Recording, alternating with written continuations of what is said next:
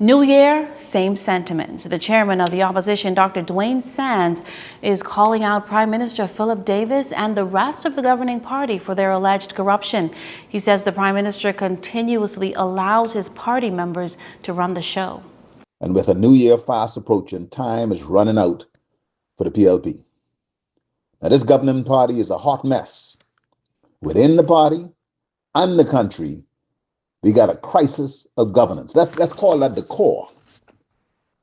Now, this core crisis is making the cost of living crisis, the crime crisis, the allegations of corruption crisis, and the failure to deliver basic public services crisis much, much worse.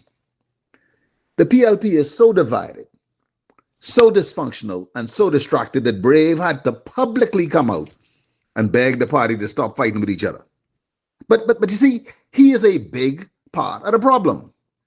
Just like when Perry Christie was leader, Brave cabinet doing whatever they want, whenever they want.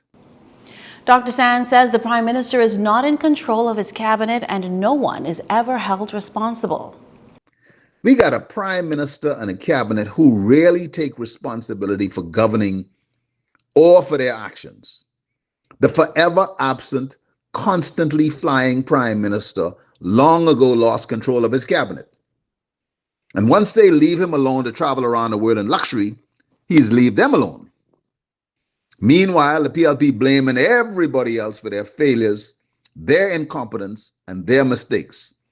A couple months ago, Brave was blaming Bahamians for the cost of living crisis, which he made much worse with his failed economic and energy policies. With the murder rate higher this year than last year, the chairman of the PLP busy blaming the Bahamian people for the high crime rate, and the Minister of National Security doing the same thing.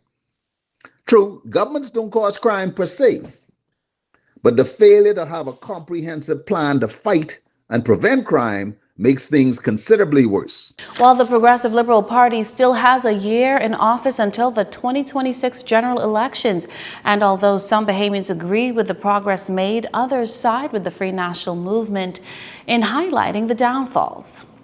A 34-year-old Canadian tourist had to be taken to hospital by ambulance after 3 men on a white boat hit him while he was snorkeling off Arawak Key but failed to stop and help him.